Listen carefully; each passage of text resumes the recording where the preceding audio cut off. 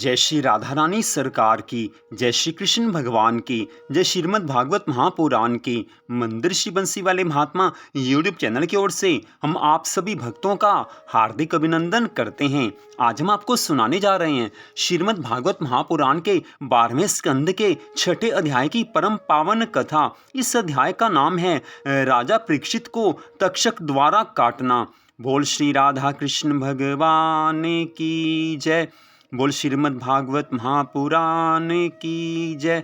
श्री सुखदेव जी के श्रीमुख से 7 दिन में श्रीमद् भागवत महापुराण की कथा सुनकर राजा परीक्षित का सारा अज्ञान जाता रहा। जब उन्हें सर्वत्र श्री कृष्ण भगवान जी के दर्शन होने लगे और शरीर का मोह जाता रहा, तब उन्होंने श्री सुखदेव जी महाराज जी का विधिवत पूजन किया है और उनके चरणार विंदों को पकड़कर हाथ जोड़कर इस प्रकार कहने लगे हैं कि हे भगवान, आपने मेरे समस्त शोक संदेह को नष्ट करके मेरा उद्धार किया है। अतः आप जैसे दयालु महात्मा और परमार्थी संत जन अज्ञानी मनुष्य को ज्ञान रूपी नौका के सहारे अपार भवसागर से पार उतार देते हैं। इस श्रीमद् भागवत महापुराण को सुनकर, जिसके आदि मध्य और अंत में भगवान श्री कृष्ण जी की लीलाओं का महात्म्य में लिखा है, मेरा मन श्री हरि के चरणार विंदों में लीन हो गया है।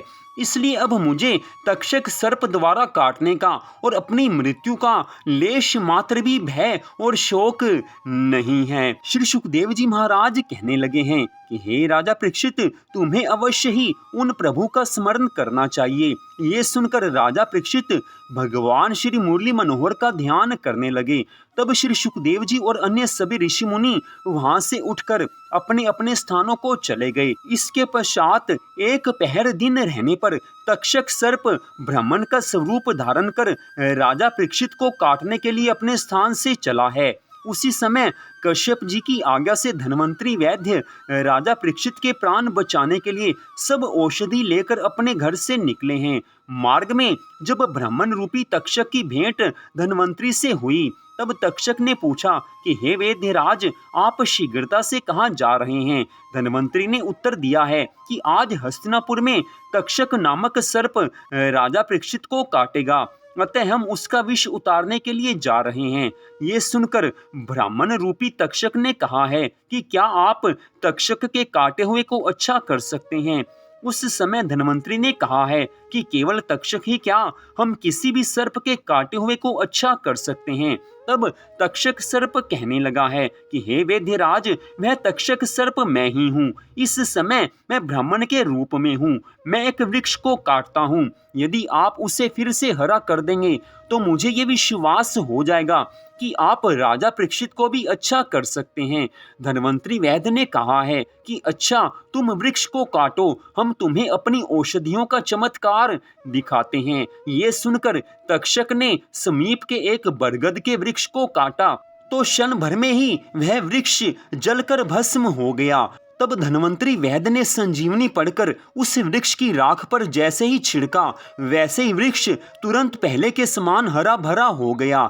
ये देखकर तक्षक सर्प ने अपने मन में बहुत घबराते हुए धन्वंतरी से कहा है कि हे वैद्यराज, आप राजा परीक्षित का विष उतारने के लिए क्यों जा रहे हैं? धन्वंतरी कहने लगे हैं कि हे तक्षक, हम उस धर्मात्मा और प्रतापी राजा को फिर से जीवित करके मुंह मांगा धन प्राप्त करेंगे।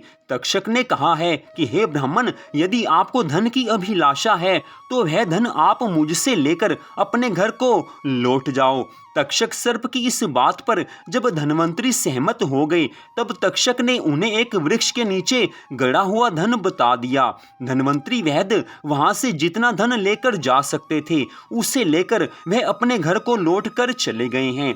तब तक्षक सर्प वहां एक छोटे कीड़े का रूप बनाकर एक फूल में बैठ गया। जब ब्राह्मण ने वह फूल उठाकर राजा परीक्षित को दिया तो उसी समय तक्षक ने फूल से निकलकर राजा परीक्षित को काट लिया है।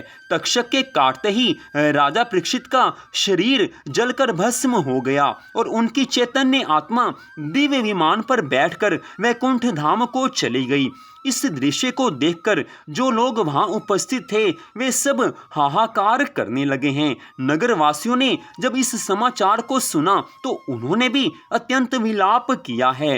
राजा परीक्षित के पुत्र जनमेजय ने अपने पिता की शास्त्र विधि से अंत्येष्टि क्रिया करके मंत्रियों तथा ब्राह्मणों की आज्ञा के अनुसार राज्य पद ग्रहण किया है। जब जनमेजय को राज सिंहासन पर बैठे हुए 12 वर्ष व्यतीत हो गए तब उसने मंत्रियों द्वारा तक्षक और धनवंतरी के वार्तालाप को सुनकर अत्यंत क्रोध करके ये कहा है कि शमीक ऋषि के शाप के कारण तक्षक सर्प ने मेरे पिता को काटा है, इसलिए अब मैं अपने पिता के काटने का बदला सभी सर्पों से लूंगा और एक ऐसा यज्ञ करूंगा जिसमें कि सर्पों का संपूर्ण वंश भस्म हो जाए। ये जानकर जनमेजय ने ब्राह्मण को बुलाकर ये प्रार्थना की है कि आप लोग कोई ऐसा यज्ञ करवाइए जिसमें समस्त सर्प स्वयं आकर जलकर भस्म हो जाएं। ब्राह्मण कहने लगे हैं कि ऐसा ही यज्ञ करा देंगे। तब राजा ने सर्प यज्ञ को प्रारंभ कर दिया। उस यज्ञ में मंत्रों के प्रभाव से हजारों सर्प स्वयं आकर हवन कुंड में गिर गिर कर भस्म होने लगे हैं। इस प्रकार जब उस यज्ञ में करोड़ों सर्प जलकर बलिदान हो गए तब तक्षक अपने प्राणों का भय मानकर इंद्र की शरण में जा पहुंचे हैं। इधर जब यज्ञशाला में तक्षक सर्प नहीं पहुंचा तब जनमेजय ने ब्राह्मणों से पूछा है कि हे महानुभावों, इस यज्ञ में सभी सर्प स्वयं आकर भस्म हो गए, परंतु मेरा शत्रु तक्षक सर्प अभी तक क्यों नहीं आया है? तब ब्राह्मणों ने उत्तर दिया है कि हे राजन, तक्षक सर्प की रक्षा इंद्र कर रहा है, इसलिए वह अभी तक नहीं आया। जनमेजय ने कहा है कि हे महानुभावों, मेरे शत्रु का रक्षक बनने के कारण अब इंद्र मेरा वैरी बन गया है, इसलिए आप ऐसा मंत्र पढ़कर आहुति दीजिए जिससे तक्षक सहित इंद्र भी यहाँ आकर भस्म हो जाए। ये सुनकर ब्राह्मणों ने जैसे ही मंत्र पढ़कर अग्निकुंड में आहुति डाली, वैसे ही देवराज इंद्र का सिंहासन जिसके नीचे तक्षक बैठा हुआ था, तक्षक इंद्र सहित अपने स्थान से उड़कर यज्ञ कुंड में गिरने लगा है।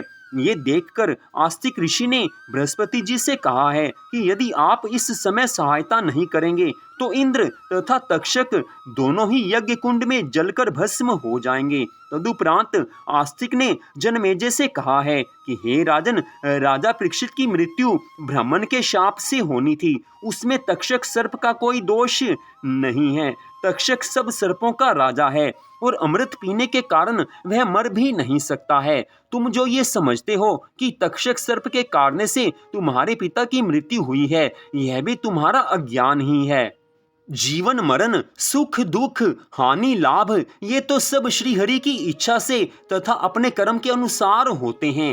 हे राजन, मृत्यु कोई ना कोई बहाना लेकर आती है। तुमने एक तक्षक सर्प से बदला लेने के लिए करोड़ों निर्दोष सर्पों को मार डाला।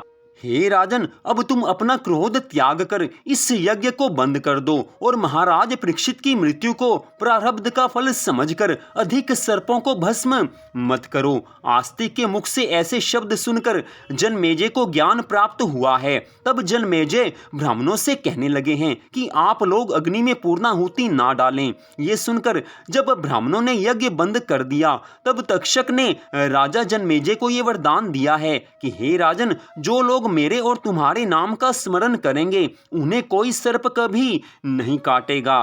तत्पश्चात राजा जनमेजय ने ऋषियों और ब्राह्मणों को दक्षिणा देकर विदा किया है। तब बृहस्पति जी भी इंद्र और तक्षक को साथ ले गए हैं।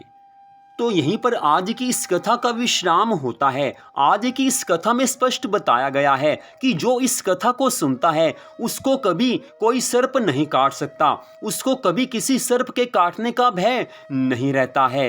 तो मंदिर श्री बंसी वाले महात्मा यूट्यूब चैनल की ओर से आज की इस कथा को सुनने के लिए आप सबका हार्दिक धन्यवाद। भगवान श्री राधा कृष्ण जी की श्रीमद् भागवत महापुराण की अनंत कृपा सदा आप सब पर, आपके परिवार पर बनी रहे, इसी मंगल कामना के साथ जय श्री राधा रानी सरकार की, जय श्री कृष्ण भगवान की, जय श्रीमद् भागवत महापुराण की, जय श्री सुखदेव जी महाराज की, जय श्री परीक्षित जी महाराज की जय जय श्री राधे, जय जय श्री राधे, जय जय श्री राधे श्याम।